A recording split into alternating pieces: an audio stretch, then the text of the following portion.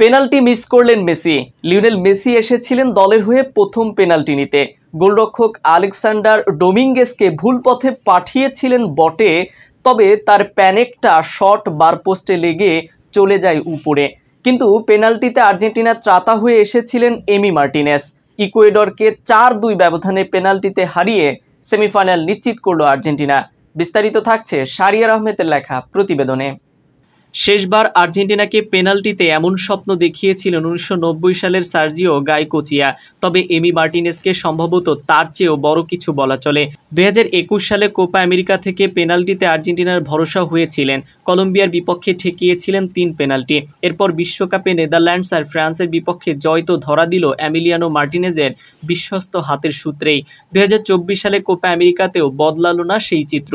ইকুয়েডরের বিপক্ষে ম্যাচের শেষ সময়ে গোল হজম করে বিপাকে পড়েছিল টিম আর্জেন্টিনা।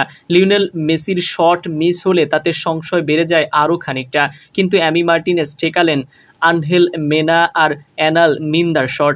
আর্জেন্টিনা গোল করলো পরের 4 শটেই। ইকুয়েডরকে সেখানেই হারালো আলবিসেলেস্তেরা। তাতেই আর্জেন্টিনা চলে যায় সেমিফাইনালে। পুরো ম্যাচে আর্জেন্টিনাকে ভুগতে হয়েছিল ইকুয়েডরের ঝটিকা আক্রমণের সামনে।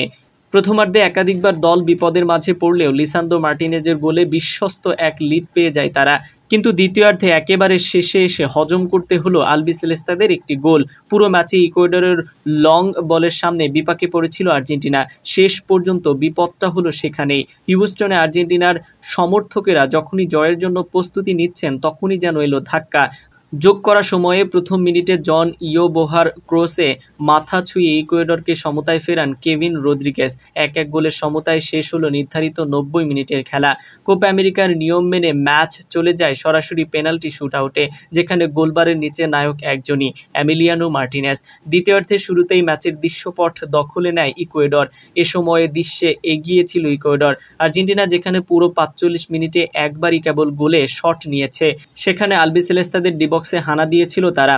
ম্যাচের 62 মিনিটে সমতায় ফিরতে পারত তারা, কিন্তু শেষ পর্যন্ত এনার ভ্যালেন্সিয়ার পেনাল্টি ফিরে আসে বার থেকে। আর্জেন্টিনাকে এরপর আক্রমণে কিছুটা ব্যস্ত হতে দেখা গিয়েছিল, কিন্তু সেটা হতাশায় বাড়িয়েছে শুধু। আর্জেন্টিনার হয়ে 67 মিনিটে লিওনেল মেসিকে একটা শটই নিতে দেখা গিয়েছিল। গোলের সন্ধানে লাউতারো মার্টিনেজকে উঠিয়ে নামানো হয় হুলিয়ান আলভারেজকে, যদিও তাতে খুব একটা লাভ হয়নি আলবিসেলেস্তেদের। আক্রমণ ভাগে এই দুর্বলতা নিশ্চিতভাবেই পরের ম্যাচে ভাবাবে কোচ লিওনেল স্কালোনিকে। রক্ষণভাগ আর মাঝ মাঠে দুর্দান্ত পারফরম্যান্স উপহার দিলেও হতাশা বাড়িয়েছে আর্জেন্টিনার ফ্রন্ট লাইন। ম্যাচের প্রথমার্ধের চিত্রটা অনেকটা এমনই ছিল। প্রথমার্ধে 10 থেকে 19 মিনিটের সময় ইকুয়েডরের সেরা 2 তারকা মাইসেস কেইসেডো এবং এনার ভ্যালেন্সিয়া রীতিমতো নাবিশ্বাস তুলেছিলেন আর্জেন্টিনার রাইট ব্যাক নাহুয়েল মোলিনার, তবে সেখান থেকে ফিরে আসতে আর্জেন্টিনারও সময় নেয়নি।